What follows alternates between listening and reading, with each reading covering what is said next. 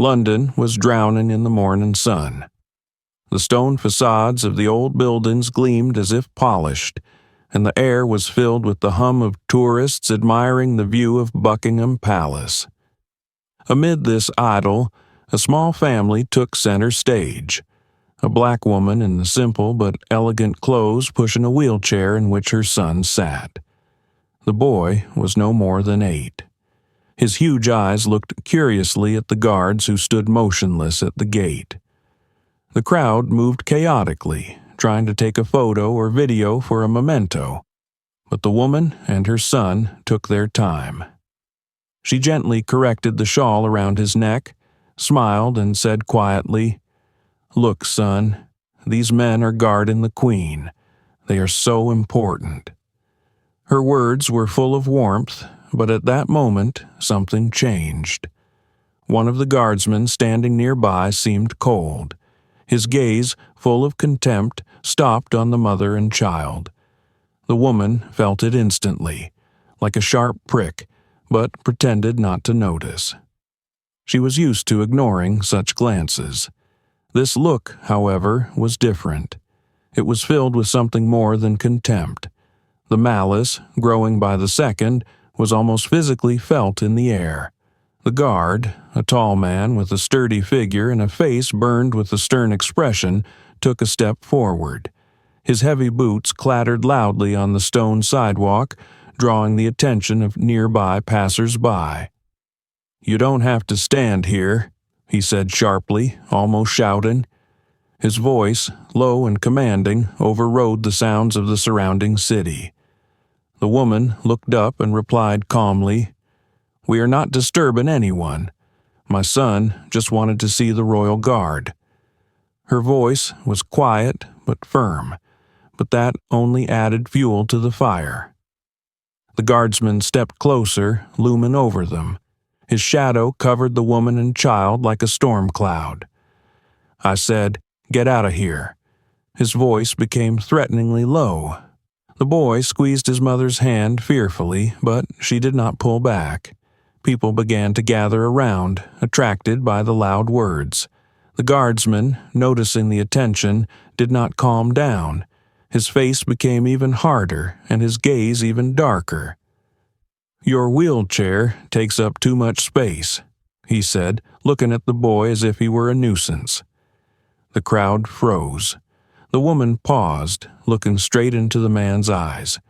There was no fear in her gaze, only unwavering dignity. "We are human beings, like everyone else. My son has a right to be here," she said without raising her voice, but every word sounded like a challenge.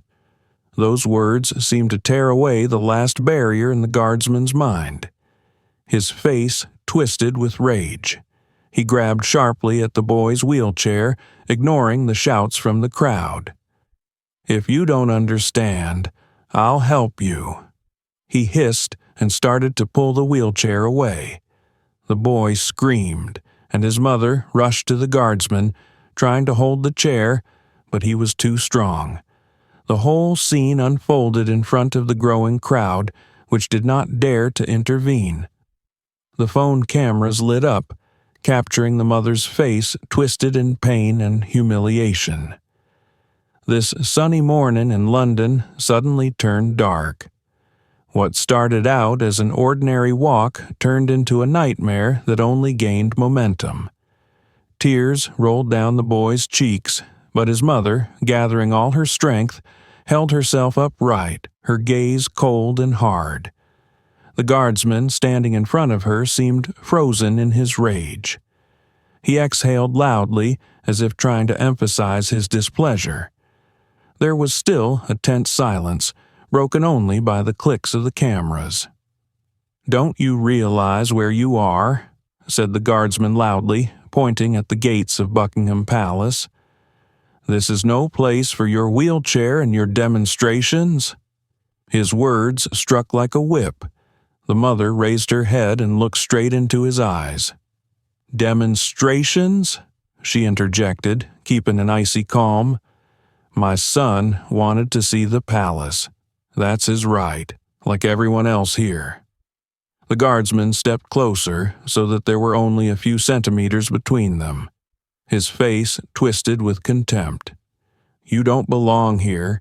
You've shown your disrespect enough already. Standing right in front of the palace as if you were the mistress is an insult." The crowd began to whisper. Someone in the crowd muttered, "What does he think he's doing?" But another voice spoke louder. "Maybe he's right. Why take that kid in a wheelchair to a place where he doesn't belong?" The mother tensed, but her face remained calm. She wanted to answer, but the guardsman didn't give her time. "I'm warning you," he continued, pointing at the boy. "Get out of here before I call the police. You're in enough trouble as it is. Don't make it worse." "What kind of trouble?" her mother asked coldly, her voice quiet but full of hidden threat. "Don't pretend," he smirked. "Yours always cause trouble wherever you show up." The words were said purposely loud enough for the crowd to hear. A few of them chuckled. The boy squirmed in his wheelchair, his eyes wide with fear. His mother leaned toward him, placing her hand gently on his shoulder. "Look at me, son," she said softly. "Don't listen to this." The guardsman didn't stop. He seemed to savor every word. "I've seen your kind," he said contemptuously, "showing up with your pathetic stories to get attention. You think because you have a wheelchair you can do anything?" The mother straightened, her eyes burning. "You're a guardsman," she said firmly. "You're supposed to protect people, not humiliate them." The words drew chuckles from some in the crowd, but the guardsman felt his anger rising over the edge. "I told you," he bellowed. "Get out! This is your last warning." He reached for the wheelchair again, and at that moment the woman stopped him with her hand. It was a fragile movement, but it was as if it stopped time. Her voice was firm and loud. "Don't you dare touch my son." The crowd froze. For a moment it seemed as if the whole world had fallen silent, waiting for the next move. The guardsman, bright red with anger, froze, his hands trembling. He didn't seem to know what to do, but his eyes were full of anger, in which lurked a desperate thirst for humiliation. The scene was becoming more and more unbearable, and while the sun continued to shine as if nothing had happened, a menacing shadow hung over the sidewalk, a foretaste of something even worse. Let's pause for a moment. Write in the comments where you listen to our stories from, whether you have faced something similar in your life. Share your opinion and offer your ideas for new stories. Subscribe so you don't miss the next episodes. And now we continue. The air seemed to thicken, and there was an anxious silence in the crowd. People watched with nervous anticipation. The guard, red with rage, stood in front of the mother and her son in the wheelchair. His fists were clenched and his gaze was full of hatred. It seemed as if a second more and he would explode. The boy, feeling threatened, clutched at the handrails of his wheelchair, his skinny fingers turning white. His mother stood in front of him like a protective wall. Her voice sounded calm, but her eyes burned. "Don't you dare come near my son." These words angered the guard even more. "I will not stand for your arrogance," he roared, taking a step forward. "You think because you have a wheelchair you're allowed to act like a queen?" The crowd gasped, but no one intervened. Some lowered their eyes, not wanting to watch, while others raised their cameras, preparing to capture what was about to happen. The guardsman grabbed the boy's wheelchair by the handles and yanked it sharply. The mother rushed toward him, but he roughly pushed her away. "Get out of the way," he shouted as he continued to pull the baby carriage. The boy screamed, his thin legs dangling without touching the ground. Another tug, and he was on the sidewalk, lying helplessly in the dust. As if he didn't notice what he had done, The guardsman grabbed the wheelchair and pushed it aside like an unnecessary object. "That's it. Now there'll be order," he said, wiping his forehead as if he had just done something heroic. The mother collapsed to her knees beside her son, lifting him up and checking to see if he was hurt. Her hands were shaking, but she tried not to show fear. The boy was crying, his voice full of fear and pain. "Mommy, why? What have I done?" The crowd was still silent. No one came up to help. Someone whispered, "It's terrible, but he's a guardsman. Maybe he has the right." Others turned away, pretending nothing was happening. The mother rose to her feet, holding her son's hand. Her voice was sharp as a blow. "You just attacked a child, a defenseless child. Have you no shame?" But the guardsman only laughed, bitterly and loudly. "Ashamed? Ashamed of what? That I've cleaned up the mess? You think your excuses mean anything?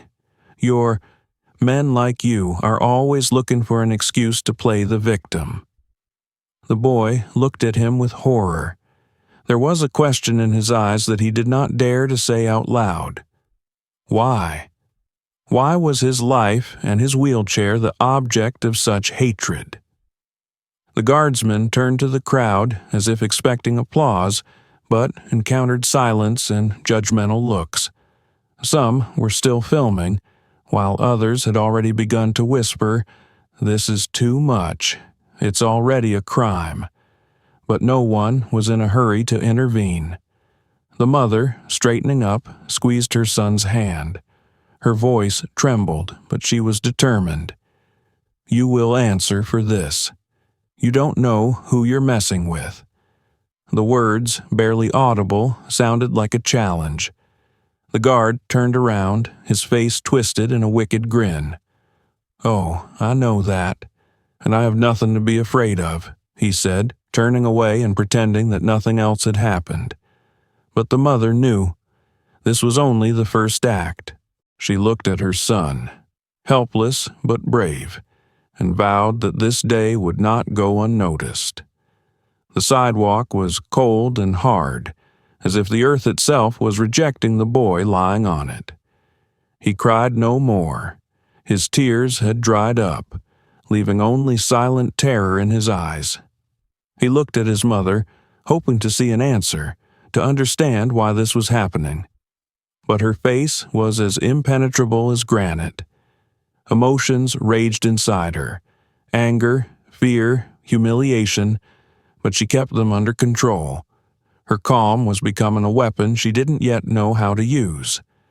The crowd around him, which a moment ago had seemed deaf and indifferent, suddenly came to life. Someone cautiously approached to help lift the wheelchair, but immediately retreated when the guardsman cast his grim glance at him. People were afraid. They were afraid of his form, his power. It was easier for them to turn away than to engage in this conflict. The boy raised his eyes to his mother. His voice was almost a whisper. "Mother, why? What have we done?" His words burned her heart, but she didn't flinch. She crouched down beside him, hugged her son, and whispered, "It's not you. It's them.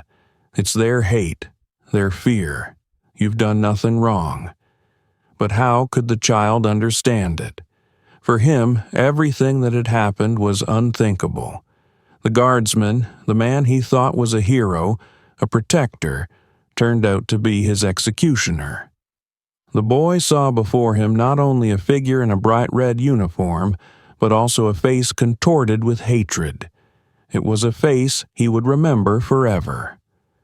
The guardsman watched them as if he took satisfaction in their humiliation. His voice broke the silence again, cold and contemptuous.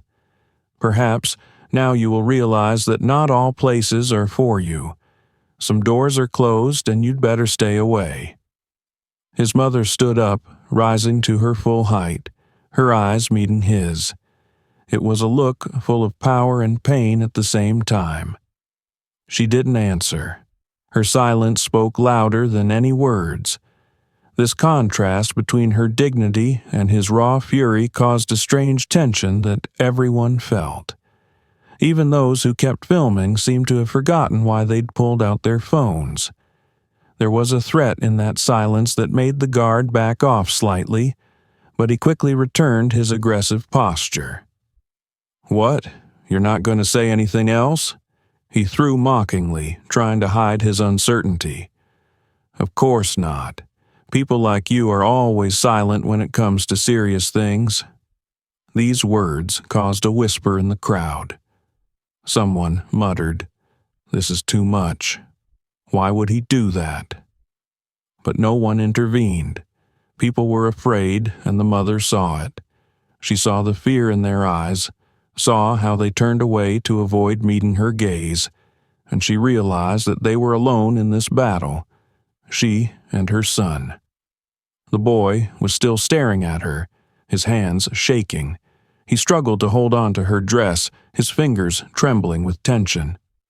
"Mom, let's just go," he whispered, broken. "Please." But she didn't move.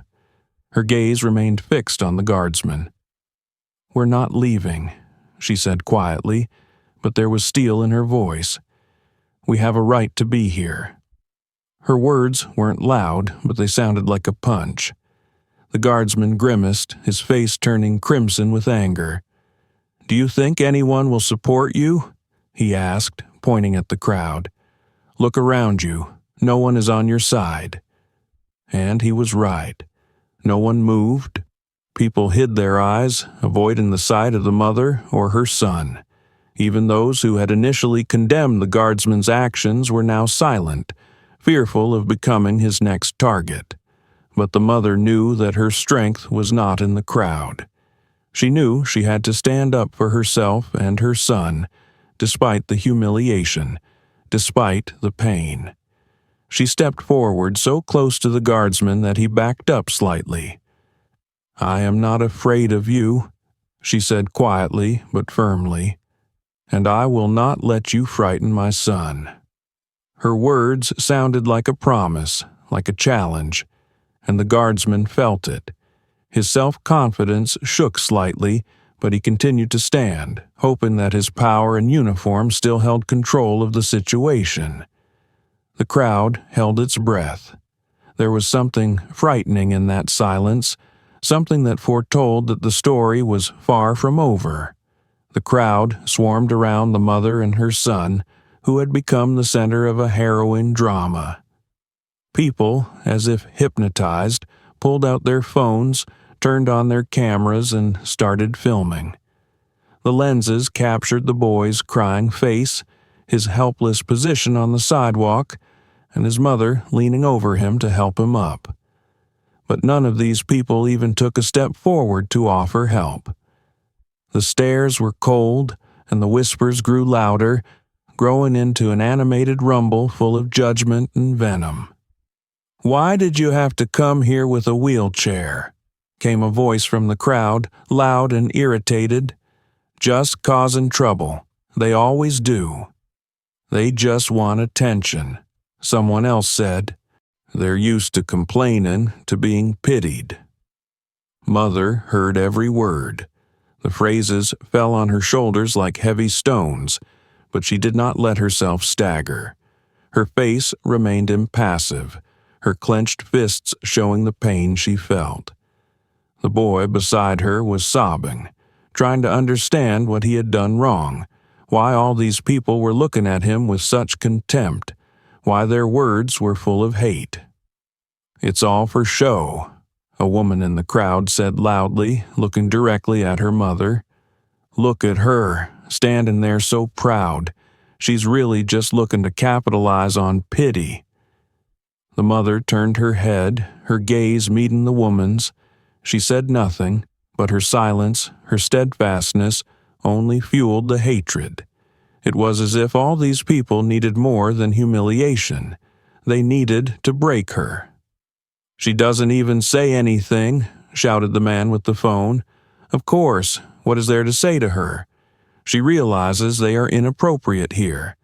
The word "they" sounded particularly poignant, as if dividing everyone present into those who had a right to be here and those who didn't. Maybe they should go back to where they came from, shouted someone in the back rows, causing a wave of laughter. The boy covered his face with his hands. He didn't want to cry, but he couldn't stop. Each new comment hit him like a blow. He felt tiny, insignificant in front of this crowd that didn't see him as a child, didn't see his mother as a human being. They saw only a target for their hatred. The guard, standing nearby, no longer seemed so furious. His face took on a satisfied expression, as if he thought justice had been done. He looked around the crowd and grinned, enjoying the support. "See?" he said loudly, addressing everyone. "This is what your mercy leads to. They come here, disturb all the normal people, and then demand respect." These words elicited a murmur of approval. Someone applauded. The mother lifted her son in her arms, her movements slow but firm. She wanted to reach the wheelchair that the guardsman had dragged aside, but his huge figure blocked her way. "Don't touch it," he said coldly. "You don't belong here." "What are you going to do?" came the mother's voice. Her words were quiet, but full of such power that the crowd froze for a second. "Look, she's got the nerve to snap at me," someone shouted, and the laughter spread through the square again. The mother turned to the crowd. Her face remained calm, but her eyes were filled with pain. "You all stand there filming. You all think it doesn't concern you. But one day, when you yourself are in my son's shoes, you will realize what it means to be rejected for no reason." Her voice rang through the crowd like a thunderclap, leaving behind an oppressive silence. Some looked away, some turned off their cameras, but others, on the contrary, shouted, "Oh, stop lecturing us. You're just looking for a way to pander." The crowd buzzed again, bringing back the tension. The boy, clinging tightly to his mother, looked at the faces around him. He was scared. He felt like a prisoner surrounded by enemies. But what frightened him most of all was that no one wanted to protect them. This day, that was supposed to be a normal walk, turned into a nightmare that seemed endless. The crowd seemed to freeze, but the tension continued to build. The guardsman stood with his arms crossed over his chest, his smug smile piercing the mother and her son like a knife. He looked at them as if they were not people, but a nuisance to be removed. The people around them were still whispering, the cameras continuing to capture every movement, every emotion. The mother, lifting her son to his feet, slowly turned toward the crowd. There were no more tears in her eyes. Instead, they were filled with fire, a fire that threatened to scorch everything in front of her. "All of you," she began, her voice low, but each note cutting like a shard of glass. "Do you think this is all just a show? You think I like standing here, listening to you abuse my child, how you humiliate me for daring to be?" Her words echoed, causing many in the crowd to freeze. But then there was mockery. "Who are you to complain?" shouted the man. "It's your own fault for coming here." "Guilty?" she repeated, her voice trembling, not with fear but with rage. "Do you know what my fault is? Teaching my son to keep his head up in the face of injustice. It's that I let him believe that the world can be a better place than you show him." Her words elicited chuckles, but she didn't stop. She looked straight at the guardsman, his tall figure, that symbol of power and contempt. "You want to know the truth? Why did I come here with my son in a wheelchair? Why am I standing here despite your looks, your words, your hatred?" The crowd froze. Her voice, gaining strength by the second, began to attract more and more attention. Even those who had been whispering on the sidelines were now listening. "This baby, my son," she said, her voice shaking with emotion, was born prematurely because I was beaten. Beaten by people who said the same words you are saying now. They screamed that I had no right to be here, that I should go back to where I came from. A whisper swept through the crowd. Some lowered their eyes, but others continued to stand, arms crossed, stubbornness in their eyes. When he was born, the doctors told me that he would never be able to walk. They said he might not live a year. But he's here. He's here because I fought for him. I fought every day. The boy clung to her, his eyes filled with tears, but he looked at her with admiration. It was the first time he had seen her like this, strong, unyielding, like a mountain. And you, she continued, turning to the guardsman, you think you can take this wheelchair away from us? You think your anger or your hatred can break us. You're just another person trying to remind me that I'm an outsider. But let me tell you something. Her voice grew even louder. It cut through the air like thunder in a clear sky. My son is half British. His father, your countryman, died defending this country. And every time I hear you say we don't belong here, I think about the fact that he gave his life so that people like you could continue to hate. The mother's words echoed through the crowd. There was a silence so deep that the noise of the cars outside the square could be heard. Even the guardsman seemed to have lost his confidence. His face paled and his smug grin disappeared. "You want to know why I came here today?" she said, stepping forward. "Because I wanted to show my son that the greatness of this country is not hate. It's not contempt. It's not racism. It's history, culture, tradition." But I guess I was wrong. The crowd was silent. Even those who had laughed a few minutes ago now didn't know what to say. The mother took another step forward, her figure seeming to tower over everyone. "You can continue to hate. You can continue to humiliate.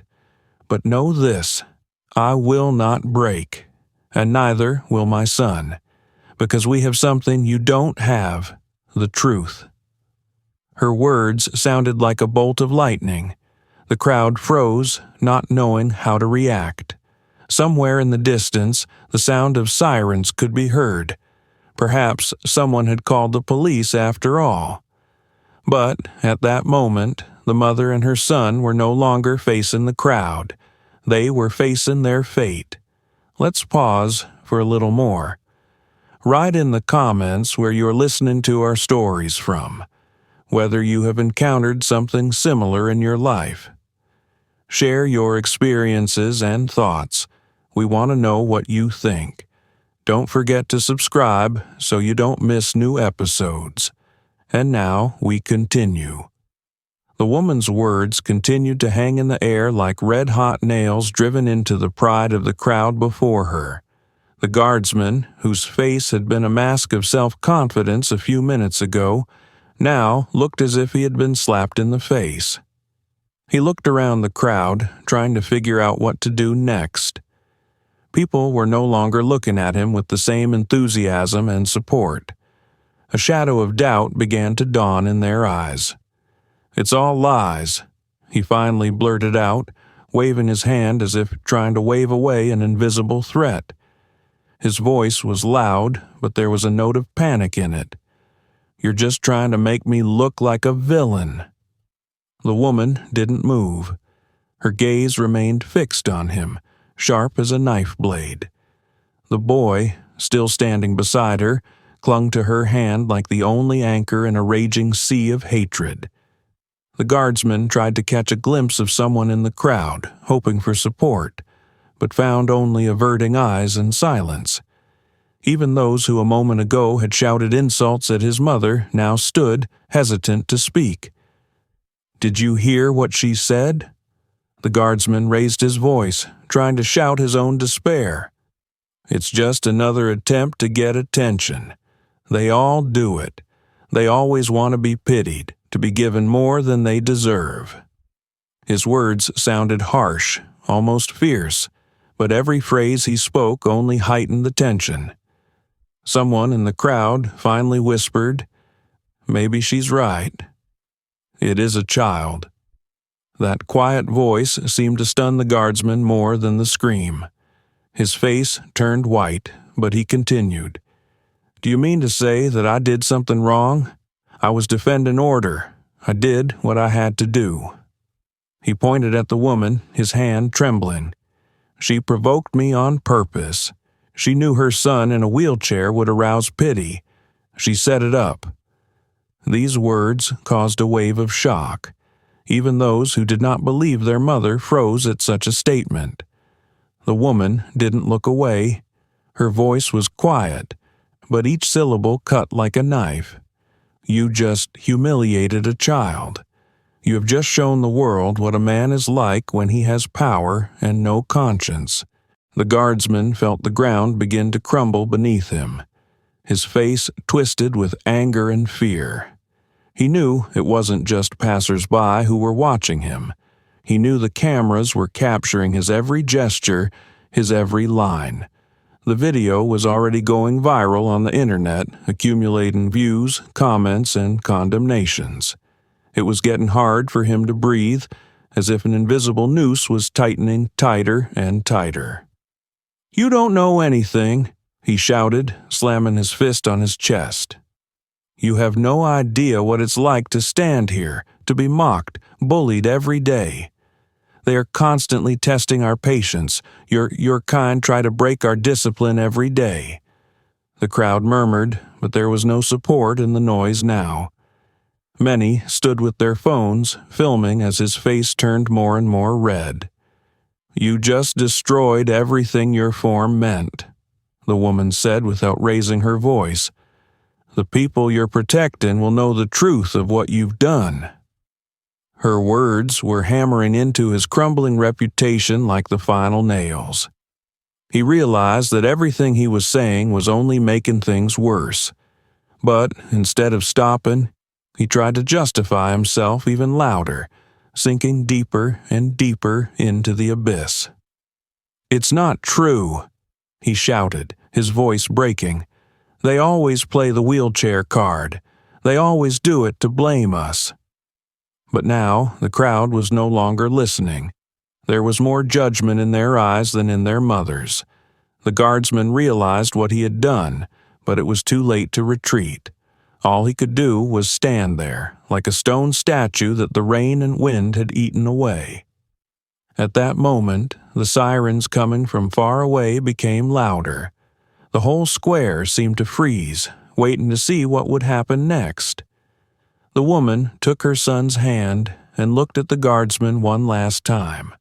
Her look spoke more than any words could. She turned and slowly made her way towards her wheelchair, which had been left aside, leaving behind her a silence filled only with the sounds of approaching cars. The crowd began to buzz again, like a disturbed beehive. People were talking among themselves, some whispering, some pointing openly at the guardsman.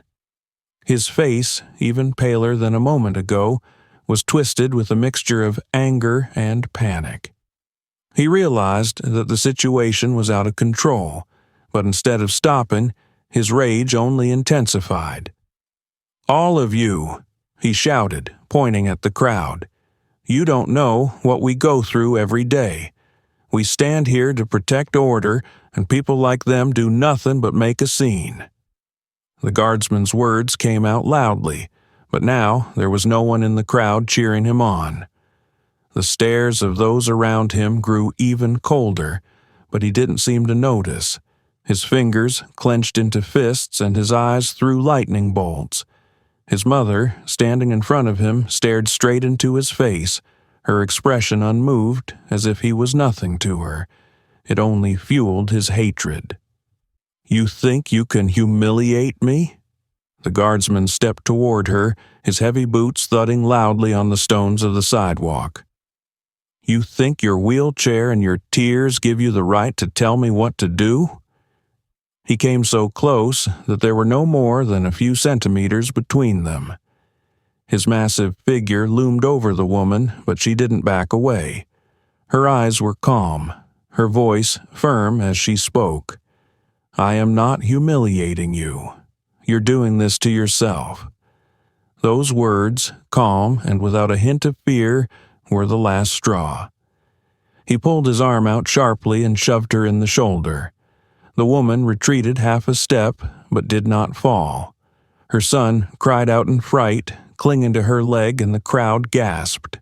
Several people shouted indignant remarks. "Are you out of your mind? It's a mother and child." But the guard, blinded by anger, did not stop. "Do you want me to show you who's in charge?" he shouted, stepping forward again. His hand reached for the woman again, but this time she raised her hand, gesturing for him to stop. "That's enough." Her voice was so quiet that only those standing closest could hear. But there was such power in that voice that the guardsman froze for a second. "You know nothing about what power is," he hissed, taking a step back, but his face expressed uncertainty.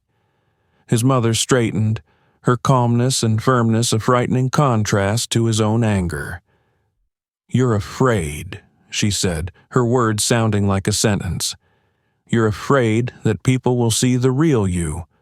That's why you're trying to suppress us by humiliating my child."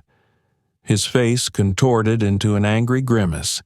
He waved his hand as if he wanted to say something, but instead he shoved the wheelchair next to him. The wheelchair fell on its side with a clatter, its metal parts hitting the stone with a deafening sound. The boy cried out, his eyes filling with tears. "Is that the best you can do?" said the mother, her voice icy but her gaze full of fire. "Breaking things and scaring children?" There were shouts from the crowd. People began to move closer, not just taking pictures but talking indignantly. "This is out of line," shouted a woman from the crowd. "He must answer for this." The guardsman, sensing the growing rumble of the crowd, began to look around, his confidence finally fading. He realized that he was the center of attention, and now his position was becoming dangerous. But instead of admitting his mistakes, he made another attempt to justify himself. "You all don't understand anything," he shouted, but his voice sounded weaker now. "I was just defending order." "Protecting order?" someone in the crowd asked loudly. "Is this what defense looks like? You attacked a mother and a child." The guardsman took a step back, as if trying to retreat from the onslaught of accusations. His eyes were darting around, and he seemed to be looking for a way out. But there was no way out. The crowd was closing in, and the sirens that had been barely audible before now filled the square. His mother, ignoring his panic, picked up her son and put him back into the wheelchair that someone in the crowd had managed to lift. "You think you can break us?" Her words sounded like a challenge directed not only at him, but at everyone who shared his views. "But you're wrong." The guardsman did not answer.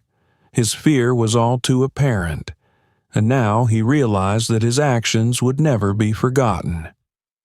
The situation was getting hotter by the second. The crowd was getting closer and closer, its rumble growing like an approaching storm. People shouted words of condemnation, but no one made a move to stop what was happening. The guardsman stood in the center of this scene, his face contorted with a mixture of anger, fear, and confusion. He realized that he had gone too far, but now he didn't know how to get out of this situation without losing the rest of his dignity. The mother carefully adjusted the wheelchair, checking to see if anything was broken. She spoke softly to her son to reassure him, but the boy was shaking, his lips quivering and his eyes full of tears. His face expressed not so much fear as incomprehension. Why had this happened? Why had a grown man, a symbol of power and strength, treated him so cruelly? "Mom," he whispered, his voice barely audible, "did we do something wrong?" His mother hugged him, her eyes flashing with pain.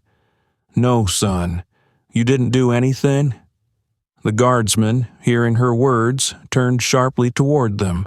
His footsteps were heavy, his boots thudding loudly on the stone like a drumbeat. He was like an angry animal, cornered, and now he was looking for a way to vent his rage. "Are you still here?" he shouted, his voice trembling. "Don't you understand? You don't belong here," the crowd murmured. There was shock and condemnation in its sounds now, but also fear. No one knew what he would do next. Some had already started to step back, but the cameras kept rolling. "We're leaving," the mother said, her voice firm but tired. "You've done enough already." "Had enough?" he shouted, his face flushed. "It would be enough if people like you never came here." These words, spoken with such hatred, were the final blow. The crowd gasped. Someone shouted, "Enough!" But he didn't stop. His hands shook as he grabbed the wheelchair and yanked it toward him. The mother managed to hold on to it, but the gesture knocked her off balance and she fell to her knees. Her son screamed, his thin arms reaching for his mother, but he could do nothing. "Stop it!" came a voice from the crowd. Someone tried to intervene, but the guardsman turned and roared, "This is none of your business." His voice echoed through the square, causing everyone to freeze. At that moment, the sirens that had been sounding in the distance finally approached. Blue lights flashed on the walls of the buildings and police cars were approaching the square. People parted, but no one was leaving. Everyone wanted to see how this would end. The guardsman, realizing that the situation was becoming irreversible, stepped back. His breathing was heavy, his face drenched in sweat. He looked at the woman, still kneeling, and her son, who, despite his fear, held her hand tightly. That look, filled with hate and regret, was the last one before he threw the stroller to the ground and walked away without looking back. But it was too late. The police jumped out of their cars, their commands loud and clear. The crowd began to move apart. People kept filming, capturing every moment. The guardsman stopped. His shoulders slumped. He realized that now his fate was no longer in his hands. The mother finally got up and put her son back in the wheelchair. Her hands were shaking, but she held on tightly. Her eyes met those of one of the policemen who slowly approached her. "Are you all right?" he asked, his voice quiet but full of tension. She didn't answer right away. Her gaze slid over the crowd, over the cameras that were still pointed at her. Finally, she said, "I don't know what okay means after all this." The policeman nodded, his face grim. The guard, who was about to be led away, turned his head, his eyes meeting hers. He wanted to say something, but the words stuck in his throat. He knew he couldn't change anything. The crowd began to disperse, leaving behind an oppressive silence. It was the end of the scene, but not the end of the story. The cameras continued to capture every detail, and the world, watching the footage, was already preparing to judge. The videos went viral on the internet at an astounding rate. Within hours, they went viral. Hundreds of millions of people around the world watched an arrogant royal guard humiliate a mother and her son in a wheelchair. Comments under the video grew in an avalanche. Some were outraged, some defended the guardsman, but there were no indifferent people left. In the first days after the incident, social media literally exploded. Hashtags related to the names of the mother and her son flooded Twitter and Instagram. People posted their reactions, held live broadcasts where they discussed the events, retold what they had seen, adding their own interpretations. However, this outcry revealed a much deeper problem. Society was divided. On the one hand, there were those who believed that the mother and child were victims of blatant racism and abuse of power. They demanded the guardian's immediate dismissal, criminal prosecution, and a public apology from the monarchy. Activists around the world took to the streets with placards that read, in large letters, "Justice for a mother and her son." There were protests in New York, Paris, Berlin. The video of the mother standing with a firm and proud gaze in front of the guardsman became a symbol of strength and resilience. But there were those who rose to the guardian's defense.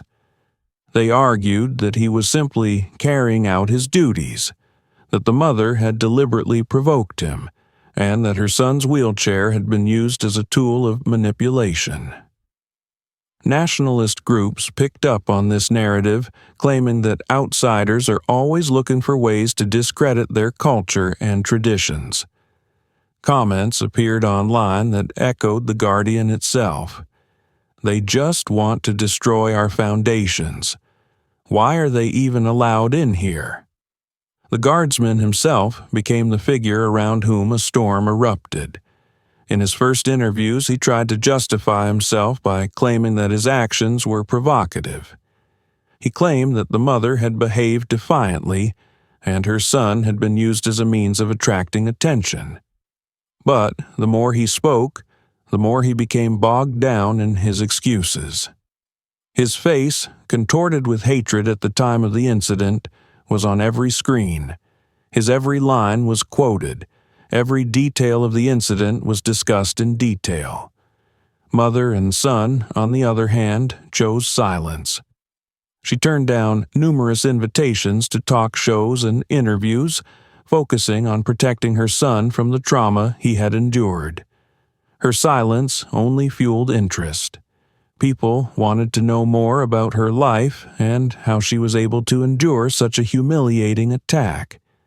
The news talked about her husband who died in the army, her struggle to keep her son healthy, and the discrimination she faced on a daily basis. Her story became known to everyone, but she herself remained in the shadows.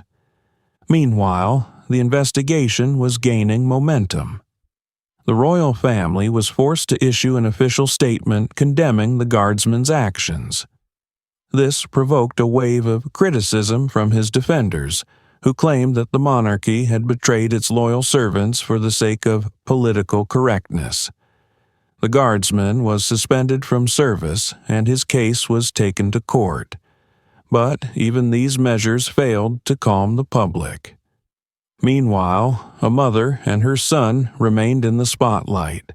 Their story inspired thousands of people around the world. Survivors of discrimination wrote letters to her, sharing their stories. Disability rights organizations launched large-scale campaigns demanding tougher penalties for discrimination.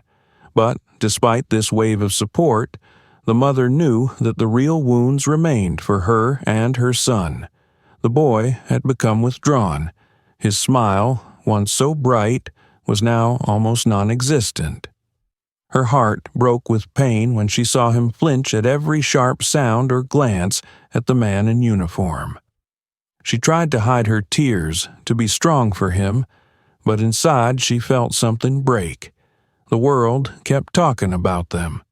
Their faces were on the covers of magazines, their names were on television, but not one of these people, not one protest, not one comment on the internet could give them back the simple, quiet life they had lost that day at the palace gates.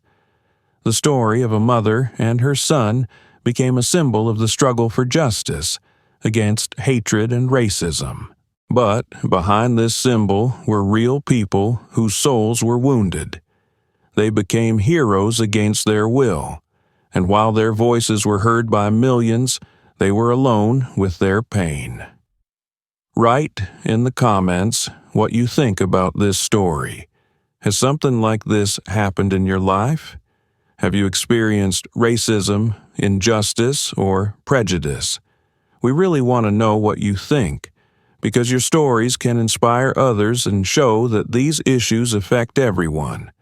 We value each of you and believe that dialogue can make a difference. Subscribe to our channel so you don't miss new stories that help you understand the importance of humanity and justice. If you like it, please support us by liking it. It helps us to keep sharing these important stories with you. Thank you for being with us. We wish you a good day and peace of mind. See you soon.